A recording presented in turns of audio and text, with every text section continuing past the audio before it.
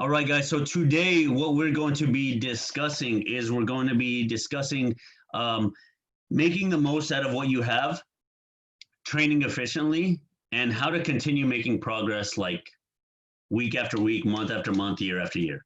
Okay. So the first thing that I want to talk and discuss and mention is our RPE chart. Okay. So RPE, does anybody know what that is? It's cool. It's just a fancy acronym for rate of perceived exertion. Okay. All right. Now we're gonna step it down from there.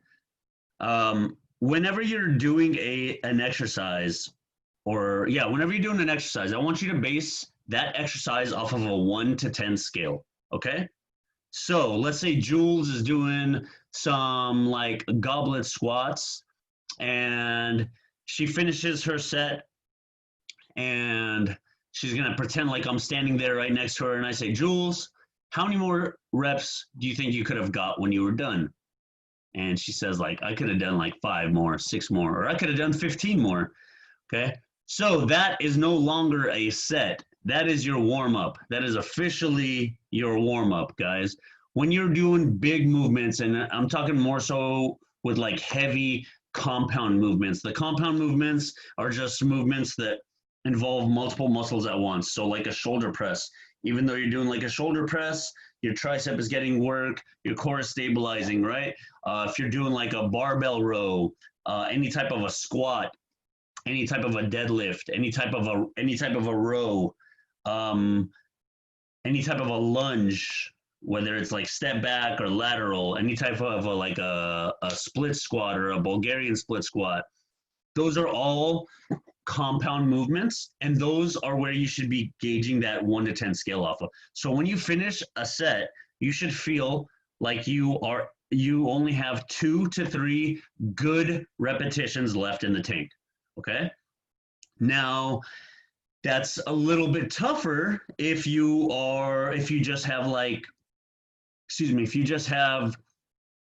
bands, or if you're just training with bands, or you only have a certain amount of weight. So how do we make that progress, right? So we do that by pausing, okay? Pausing and slowing down the tempo, okay? So for example, if I'm doing a shoulder press, right, instead of just like moving through the shoulder press, okay, I'm gonna go all the way up, I'm gonna pause, okay, I'm gonna go all the way up, I'm gonna come down, I'm not gonna rest my arms here, I'm gonna hold here so that tension is still on my shoulders, and then I'm gonna press up. So you can do like a 2 to 3 second pause, okay? And it's not 1, 2, 1, 2, it's 1, 1,000, 2, 1,000, up. Okay, same thing with like a chest press, right? So if I'm pressing, I'm here, right? And then I'm coming down, I'm controlling the tempo. I'm not just letting the weight fall. Okay, so I'm controlling the tempo, 1, 1,000, 2, 1,000, and then pressing back up. Same thing with a row, same thing with a squat. With like a squat, you want to be pausing at the bottom, not resting at the bottom. This little thing will make a huge difference from exercise to exercise, from week to week. So that's the number one thing. So does that make sense as far as like 1 to 10 scale, how many reps you should be able to get out? Just give me a head nod or a yes or a thumbs up so I know. Very cool, guys. So that is like the biggest thing. Like and that is one way of progressively overloading, right? So the name of the game is to always, and it won't always happen, but to always try and get stronger every single time we exercise, right? As we mentioned with Alyssa earlier, sometimes our strength is going to go down, right? So how do we make adjustments if we're at a weight that's in between where we can't quite finish those amount of reps? So one thing that you can do is shorten your rest time, okay? And this is like this stuff that I'm going to tell you is like ABCs, but it's something that a lot of people don't do. Okay, so we shorten our rest times. All right. So for example, if you're starting with whatever, like a minute and a half of rest time in between sets, try to like lessen that rest time. And you don't have to necessarily time yourself. Okay. If you want to time yourself, great. But if you don't want to, just shorten your rest time. Think of right when you catch your breath, you're back at it. But think of like, let's go with timed for now, since I gave that example. Let's say you're resting for like 90 seconds, and then you shorten that rest time to 75 seconds or 1 minute, but you use the same exact weight. You got stronger and you got better by doing that, because you're, I'm going to find the word right now. I'll come back to it. But basically, you're able to lift the same amount of weight in a shorter period of time. Your work capacity, that's what it is. Your work capacity got better because you were able, let's say you're doing like whatever, 20-pound shoulder press overhead, and you were resting 2 minutes, and now you're doing 20 pounds overhead and you're resting 1 minute. You've made a huge change by cutting that minute. Not only your cardiovascular endurance goes up, but your total work capacity goes up. And by doing that, now let's say you go back and you're like, okay, let me rest for 2 minutes again. You'll be able to lift heavier because of that. Does that make sense, guys? So just by increasing your intensity with a 1 to 10 scale, and or decreasing our time. So these are 2 ways that we could make the most out of our workouts. Okay. Another way another way of progressively overloading, right, is increasing as little as 2.5 pounds, or 2.5 pounds a week. All right. So I'm going to do some quick math. So let's say you increase 2.5 pounds a week times 52 weeks. All right. That's 130 pounds that you increased.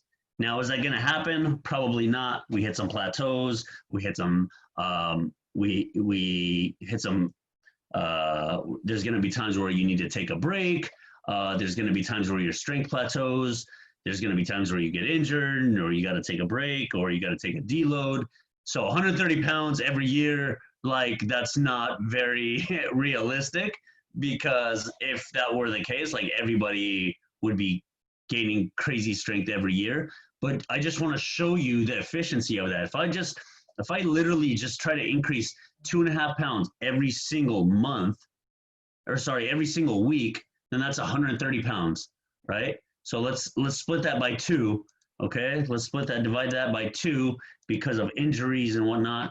That's 65 pounds that you've went up in a year, right? Is that attainable? Potentially, but not always. But just by doing that, by doing something so minute as increasing 2.5 pounds, that will make a huge difference. Make sense so far, guys?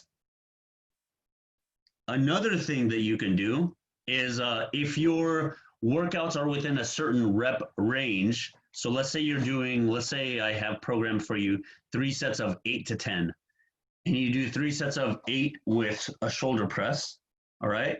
And then you do 3 sets of 9 the next week with the same weight doing the shoulder press. You got better from week to week. Even though it's just 1 repetition, you got better, all right? So let's say you go 3 sets of 8 with 20-pound shoulder. We'll stick with the shoulder press. 3 sets of 8 with 20 pounds, 3 sets of 9 with 20 pounds. For a couple of weeks, you do 3 sets of 10 with 20 pounds for maybe a month or whatnot, and now you feel like it's pretty light. So what do you do from there? Now we go back to 3 sets of 8, and we go with 25 pounds, all right? Whose mind? Did I blow anybody's mind right now? No? No? A little bit? All right, cool. I just my own mind, I guess. But guys, that's a big way of making progress just by doing that. Because a lot of times we get excited and we're like, we did 3 sets of 8 with 20 pounds. Man, that felt like nothing. Let me jump to the 35 pounders. And then you do a set of like 4 with the 35 pounders, and you're like, oh, all right, now I got to take it back, and now you're kind of all over the place, and maybe you kind of strain something in between, trying to like ego lift and step up your game like another 15 pounds. But just making those little adjustments will make a huge difference. But again, it's always based off of your rate of perceived exertion. So that just that 1 to 10 scale. And I believe if you guys look on I think it's the training portion of your actual application, I've actually wrote that down as far as like 1 to 10 scale. Now with the smaller body parts, our arms, okay?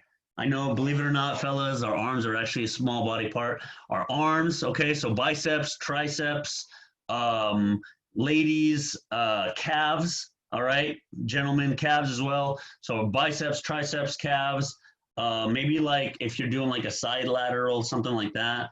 Actually, for that, I don't want you going towards failure. But like let's just go biceps, triceps, and calves, stuff like that. On that 1 to 10 scale, you could lean more towards like 9 or 10, meaning that you would have only been able to get like 1 more clean rep, or that was like your absolute max. Because it's a smaller body part, so it will like it will recover faster. Now, I'm not telling you to go to dumbbell rack and try to curl like 100 pounds, right? Because that's how you tear a bicep. But I want you to step it back down and then like shorten your rest time, right? Or increase by a rep, or add another set, or what's outlined for you, right? So does that make sense, guys? As far as like how to make the most out of our training. So if you literally, if you do those, what did we mention? 4 things? Was it 3 or 4? I think it was 4. If you do those 4 things, like just by doing that in the way, like I've gotten through times where I've ate like complete trash and just made sure that I kept my intensity. I'm not telling you to do this, but I made sure to keep my intensity up in the weight room through those 4 things. And just by doing that, your body composition will be much different than if you're just like going in there and like whatever, you do glute bridges and you finish and you're like, oh, I could have done like 10 or 15 more, right? So that being said, if there's any ladies in here and you're doing 30 pounds on glute bridges or less, then I need you doing more. Looks like somebody is. I'm not going to throw any names out there. I need you doing more. All right? So do not be afraid of the weights. Ladies, that's how you get that toned physique. Guys, that's how we get that lean physique that we're looking for. And that's it. But if you apply those 4 things, I promise you, it will change your physique right before your eyes, before you know, month to month, year to year. All right. So we're going to go around really, really quick. We're going to talk about our biggest takeaway. Jules, biggest takeaway of today's roundtable.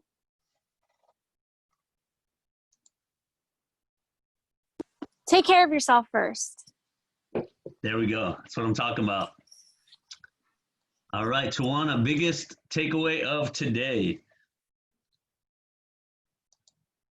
I have to agree with her. You got to take care of yourself, because if you're the captain of the plane, before you can save everybody else, you got to save yourself. Good, good. All right, nobody else could use that. Nobody else could use take care of yourself. Shannon, you're up. Biggest takeaway of today. Well, that's not fair. Biggest takeaway, you can add on more weight.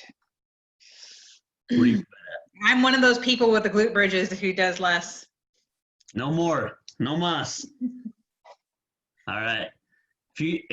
Ladies, if you want your glutes to grow, ladies, if you want to burn more fat at a resting state, you got to step up your weight game. All right? Do not be afraid of the weights. You will not get big and bulky. I know men that I've been going to some of the same gyms for years, and I know men that I've seen from start, like whatever, 10 years ago to now, and they look exactly the same. And they're trying, and they have more testosterone than you. Okay? So you will not get big and bulky, I promise you. If you find out how to do that, let me know, and we can make this multi-million-dollar deal together. All right, Emily, biggest obstacle of, or sorry, biggest takeaway of today.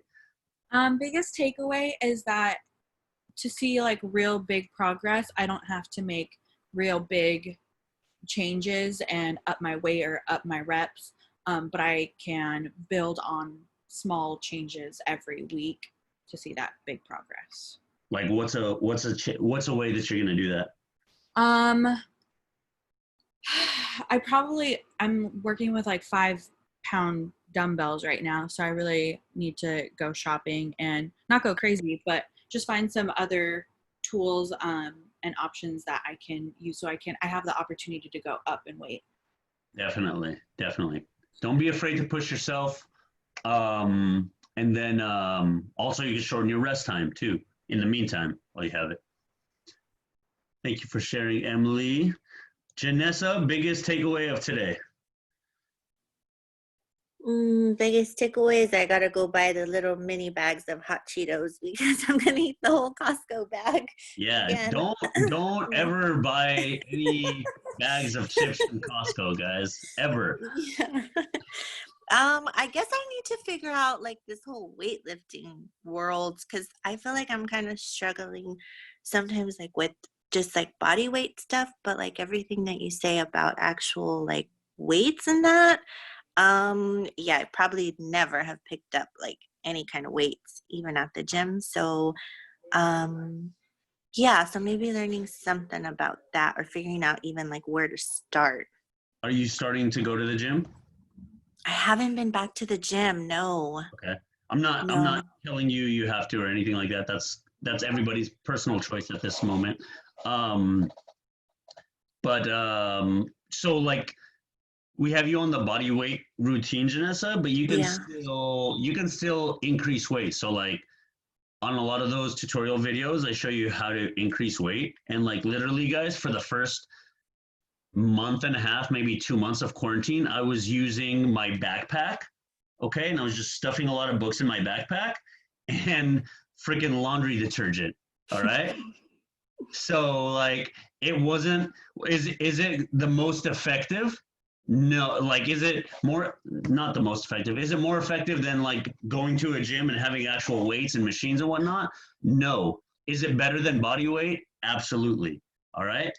So you can progress little by little, like adding a book every single week in your backpack while doing your squats, doing things like that. So if you can buy weights or if you have weights, great.